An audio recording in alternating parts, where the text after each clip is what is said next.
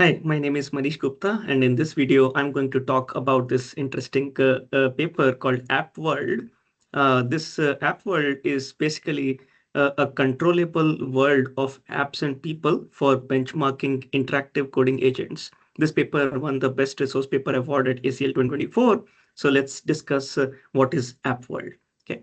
So what does this AppWorld benchmark dataset contain? Okay. So the premise of building this benchmark data set, why did people build this benchmark data set, right? They basically built this benchmark data set for evaluation of agents. The main thinking behind building this data set is this: agents must operate multiple apps. So, if you really want agents to mimic human behavior, then they should be able to operate multiple apps like a human operates when they want to get a task done. Uh, of course, the apps can operate via APIs, and then the agent should also be able to generate rich code with the complex control flow, and that too in an iterative manner, so as to really mimic a task that gets done when a human wants to do it. So, for example, if Joe is a person and Joe basically has these apps installed on their mobile, and what they want to do is to do this, play my Spotify playlist with enough songs for the entire workout today. My workout plan is in simple note. Now, obviously, what Joe needs to do is to basically, use the Simple Note API to figure out what is his schedule for today, or workout plan for today, and then or other workout plan in that sense is he basically gets the workout plan. But then, hey, this is unstructured. You need to basically get the plan for today. So you have to first figure out what is today. So therefore, figure out what is today. Or today is Tuesday. So therefore, figure out the right part of the workout plan and then say, oh, it's 45 minutes. And then you need to basically go to Spotify, get the playlist, and then write some code to figure out as much songs from the playlist so as to play for 45 minutes. This is what Joe needs to do, and essentially this is what people in this benchmark data set have built. They've basically built a benchmark data set. In fact, they have basically built an entire synthetic environment in some ways. So it's an execution environment with like 60K lines of code, which operates 9 different apps. So it operates 9 different apps in this synthetic environment. These apps include everyday apps like Gmail for email, or money transfer app like Venmo, shopping app like Amazon, or local file system apps, and so on. So as you can see, these are the 9 apps that they have integrated into this AppWorld engine. These apps are operable using 457 APIs, which basically can support 1,470 different arguments. And in this engine, in this sort of environment that they've built, they have simulated history of 106 fictitious users. So basically, they have created synthetic history that, hey, yeah, this guy used this app and they did this, and they have these songs in their playlist and so on, several such things, right? And these users, 106 users, also have relationships between them. For example, there could be roommates. So if you wanted to split bills with your roommates, or split rent with your roommates, and so on, those kinds of tasks or those kinds of past activity are also encoded as part of this AppWorld engine. Now, besides these 9 different apps, there is also a special app called API Docs, which basically helps you get documentation for any API. And there's also a supervisor app, which basically mimics the real user. So it sort of mimics a user. It mimics one of these 106 fictitious users in the dataset. And then as part of this AppWorld engine, of course, there is a Jupyter Notebook style execution shell also, so that one can actually, so that one can build agents which can operate on top of this execution shell. Okay. Now, if you think about the benchmark as such, so this is the environment, is the engine. Now, the benchmark actually contains 750 different tasks. And these tasks require writing rich code. So these tasks really require that whatever agent or any architecture that you built, that guy should be able to execute these tasks. That system should be able to execute these tasks while writing rich code also, not just accessing the appropriate APIs, but also you need to write this kind of rich code so as to be able to massage the content that you get from these APIs and so on. Right? So, all of this is manually written. So these 40K lines of code, the 60K lines of code, the entire overall 100K lines of code has been all manually written over several months by these authors and their collaborators, right? So that's that. This benchmark basically contains 750 different tasks to be executed over these 106 users. 9 apps, and so on and so forth. Now these tasks basically, once the agents try to so agents basically get this as input. The input is basically a task of this kind right at the top. Okay. Once the agent gets this input, they basically try to figure out what APIs to call and what code makes sense and so on, and then they do some activities. Now, how do you evaluate how well this agent is working, right? So to do the evaluation, they basically do state change based programmatic evaluation. They don't have human in the loop for evaluation. They basically see what was the database state, what was the state of various apps and people, 106 users in this database, right? And when a task was given, the agent performed some of those actions. So after that, when the agent says, "Oh, I'm done with the task," what was the state change? What changed in the database, right? So, and if that change basically is within the list of allowed changes, then essentially, you can say that the agent was able to successfully complete that task. In fact, they also have unit tests so as to evaluate whether the task was successfully completed or not. In fact, I mean, about 8 different unit tests per task.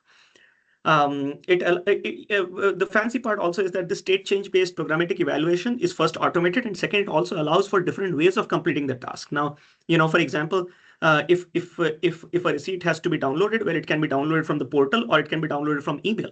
So, but it is downloaded, right? After all, so the different ways of completing any task. And these guys essentially, the framework that they've built also allows for different ways of completion of the task. They also penalize the agents negatively for any unexpected changes or collateral damage that the agents do. For example, while doing a task, if they deleted all emails, well, that's a collateral damage. So therefore, agents are also penalized for doing wrong things. Okay. So that's the database, and that's the benchmark data set. So as I mentioned, it basically has several users with their relationships, and they also have, the way the task starts is that the user basically provides a good description, a detailed description of the task. The supervisor mimics that description that is passed as an instruction, approve all. So that's basically the description of the task. You start with a current state of the database, and then you essentially keep making multiple API calls and getting the output, maybe also write code to essentially process that output and so on. And then you basically make changes in the database. So this is a stateful execution environment, basically looks at the change in the database and then evaluates based on the final changes. The evaluation is done automatically, as I mentioned, using unit tests. These unit tests are designed such that what changes are expected as part of this task versus what changes are not expected. And if the model, if the model or the agent does those changes which are expected, the model or the agent wins. Otherwise, not. Okay. So they do evaluation across several models. I'll discuss that more later. But in short, GPT-4o based evaluations shows that on a normal task, they basically get about 49% completion rate. But on challenging tasks, they get only 30% completion rate. Other models perform worse, which basically means this benchmark is really a realistic and a great benchmark to basically evaluate agentic systems. Now, how are tasks generated in the AppWorld benchmark? I mean, I told you that this benchmark contains so many users, so many APIs, and so on. But how do you generate these tasks in the benchmark, right? 750 different tasks, remember? So the way they do this is to first generate task templates. They call them as task scenarios. So for example, a task template looks like that. I like the last color April. I bought on Amazon, rebuy the same in that size, prefer if available in preferred color, otherwise go with the same color. Now, of course, last color April and preferred color are the placeholders, which can be replaced by various things like red and t-shirt and blue and so on. And that basically provides multiple tasks. So each task template is basically used to create 3 different tasks. So they start with like 250 different task templates manually written. And that is how they essentially get like 3 tasks per task template, leading to 750 tasks in the benchmark. So the task generator essentially takes these task templates and then generates different tasks based on these 3 different things: setup, evaluation, solution. Each of them is shown in the picture as well. So in the setup part, essentially, you have the base database. You actually also have the current date and time. And then what you want to do is to essentially instantiate this template so as to generate tasks. Now, when you instantiate the templates to generate tasks, you have to ensure that the task supports these 4 different properties. So each task that you generate should be well defined, should have some sort of hurdles. Otherwise, it's very boring, right? I mean, essentially, when you try to book, let's say, a movie ticket. Now, of course, your credit card must expire or something must go wrong, right? I mean, maybe the movie ticket portal goes down, whatever happens. So there has to be hurdles there, okay? So as to really simulate a realistic environment, it also must have distractors, and I'll talk about what those are.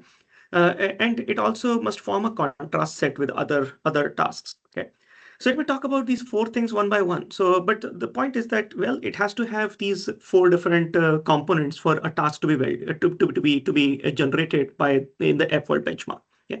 So so the task must be well defined. So consider this placeholder, this template. My roommates and I are making a playlist for our road trip. I created a playlist on Spotify and shared it via phone messages. They sent suggestions. Please update the playlist accordingly. Right now, of course, this task will require you to figure out who the roommates are, and then look at the playlist on Spotify, and then you look at phone messages and so on. Right. So the task is going to be well defined only if in the database there was at least one road trip playlist in the account, right? If there's no road trip playlist, then this is not well defined by itself, right? Similarly, there must be, the user must have messaged at least one playlist as a link and so on. So these are prerequisites for the task to even exist. So therefore, that's the well-defined part of the task, right? The other one has distractors and hurdles. Now, of course, many road trip playlists might be there in the account, and then you have to basically exactly figure out which, so the latest one maybe, right? So that's that. Non-road trip playlist links might also be there in the, sent to roommates as messages, and suggestions might have been sent on them also. So there has to be hurdles, there has to be distractors, so as to essentially, so that the model has to really work hard to get the right one. Okay. Lastly, it should form a contrast set. What does that mean? That basically means that from the same template, of course, there must be other tasks that also must be there, right? So, for example, there should be different tasks for a given scenario covering diverse conditions. So here it basically says roommates, but in a different scenario, you must be able to replace this with siblings, or there could be a different road trip playlist title and number of songs and so on. So there should be variations possible for that task template so as to really generate multiple different tasks. Okay, so that's that. So that's how they define tasks, and you can see some examples here. So contrasted examples. So Alice basically says, I like red t-shirt. I bought on Amazon, rebuy the same in that size, prefer if available. If available in blue, otherwise go with the same color. So contrast set would mean that sometimes the blue one is available, sometimes it is not available, right? So that's that. So yeah, I mean, so the task basically contains setup, and then there is evaluation and solution. So when you try to specify a task, you must, or when a LM or a agent is going to solve the task, it's going to take the task input, which is basically an identity of the user, and a task instruction. And then also the current environment state. So what is the database state? What is the date time? What is the current date time, right? And there is also golden evaluation data. So essentially saying that, yes, I mean, I need to ensure these are the expected things that should change in the database. I need to ensure that blue t-shirt is being bought and so on. Okay, that's that. Now, the evaluation, as I mentioned on the previous slide, is done automatically. So you basically have the start state of the database, you have the end state of the database, you basically evaluate automatically. And the automatic evaluation is done using several unit tests, as you see them written out here. Assert that new Amazon order is placed, assert that apparel is basically, t-shirt, and expected color is blue and so on. Okay. Now, as I mentioned, there could be multiple ways of doing these tasks. So therefore, this kind of evaluation, change-based evaluation using unit tests allows for multiple ways of doing the task. Doesn't matter how did you do that. If the database state finally is as expected, then it's okay. There could also be collateral damage that might happen while doing tasks, like, for example, deleting the Spotify list completely, or deleting a wish list, or initiating a return that was not asked for on Amazon, and so on. So, those are also taken into consideration while defining success or not. And lastly, it's basically a state-based programmatic evaluation using a small set of expected changes as described here. Okay, that's that. So now let's talk about how do popular large language models perform on this benchmark dataset. The performance is measured using two metrics: task goal completion or scenario goal completion. So remember, there are 250 different scenarios with 3 tasks each in the benchmark data set. So overall totaling to 750 different tasks. So task goal completion means how many of those 750 were done. Task scenario complete, or rather scenario goal completion basically means how many of those scenarios had all the tasks successfully completed. Okay, so that's that. So therefore, getting a very good accuracy number on scenario goal completion is way more difficult, right? Getting than task goal completion. Okay. Test sets are divided into two parts, normal set and complex set or challenge set. And then the numbers are reported on both the normal set and the challenge set as you see them here. Now, the interesting part is that the data set is very diverse. Basically, 86% of the tasks in this database out of 750 need unique combinations of APIs to be able to solve them. And these combinations total up to 52 different app combinations. So several tasks require multiple apps, like two apps, 3 apps, 4 apps, and so on. Okay. In fact, the task difficulty can be measured using several parameters. So for example, as you can see here, there is a difficulty parameter. So there are 3 different levels of difficulty of the task, again, manually labeled. There are a number of code lines. So some tasks, all tasks more or less require code lines, but how many lines of code? So, 120 lines of code, 60 lines of code, and so on. Number of unique APIs, how many unique APIs does it need? So, well, there is a task which requires like 25 API calls to be able to solve it. Very complicated, right? Number of apps, so how many apps should be called? So APIs, for the same app, you can call multiple APIs, but how many apps should also be used to be able to solve the task? There's some task which basically requires you to access 6 different apps to be able to do it. Okay. So that's that. And of course, the normal test set basically has lower values for these difficulties, but the challenge one basically has much higher values. So the challenge, for example, difficulty level on average is 2.3, normal one, difficulty level is 1.9 on average, and so on and so forth. Okay. They compare across 6 different methods, actually. So one of them is called React, which is basically the very popular method for agentic framework, reasoning and action together in that senses, or iteratively in that senses, right? The other one is plan exec. Plan exec basically is planning and execution. So it generates a plan and executes each step via React in that senses, right? And then the remaining 4 methods that you see here on the left side are code-based methods, which actually use APIs, right? API documentation. So these 2 methods, React and plan and execute, basically they don't really write code and so on, but the next 4 methods will actually write code. Now, if you write the full code, but then to write the code, you have to also understand which API to call. There's so many APIs. So therefore, all of the 4 basically first make an LLM call to figure out which APIs are relevant. Okay? And then considering those APIs, they actually write the code. So for example, full code REFL, right? Full code plus reflection. Actually, first writes the entire code, takes the task instruction, takes the APIs to be called, and then writes the entire code in one go. If the execution fails, well, it basically reflects what failed using the error stack trace and then retries. Essentially, it iteratively does that, but it writes the full code in one go. The next one, iterative parallel function calling. It actually has multiple function calls that it does, and then takes the outputs of those, again, looks at the output. If there is an error, then it basically does, again, parallel function calling, right, in that sense. And then there are 2 specific ones, Tool Llama and Codact, which basically Tool Llama is, as the name says, the fine-tuned Llama model that generates an API. It's a sequence of API calls. So it basically knows how to call multiple tools to be able to get the task done. Codact is basically React with Mistral 7 billion parameter model, which is fine-tuned on a specific data set called as Codact instruct. It's basically, again, an activity-based database. Okay. So now, for the last 2 methods here, Tool Llama and Codact, you basically have the fixed models, Llama and Mistral 7B, so you can't do much. Or rather, you don't use other models there. But for the other 4 techniques, right, React, plan and execute, right, a full code plus reflection and iterative parallel function calling, you can actually use any of the 4 different LLMs, GPT-4o, GPT-4 Turbo, Llama 3, and DeepSeek, right? And the results are what you see here. What you see is that on the normal and the control set, and the challenge set, the task goal completion and scenario goal completion, you observe that, of course, GPT-4o performs the best. But even on the, if you look at the challenge set, the scenario goal completion is just a mere 13%. Okay. While, of course, the other models actually work worse, right? So they basically give you worse results. But all in all, this is a very, very interesting database especially for evaluation of multiple agent kind of systems, multi-agent systems, right? AppWorld Engine, in summary, essentially has an execution environment with 60 lines of code manually written, covering 9 apps, 457 APIs, and 106 different fictitious users with their relationships. AppWorld Benchmark is 40 lines of code, 750 different tasks, 40K lines of code, 750 different tasks, and each task really requires accessing multiple apps, accessing multiple APIs, and then writing rich code to be able to use that data. It is evaluated using state change-based programmatic evaluation with different unit tests.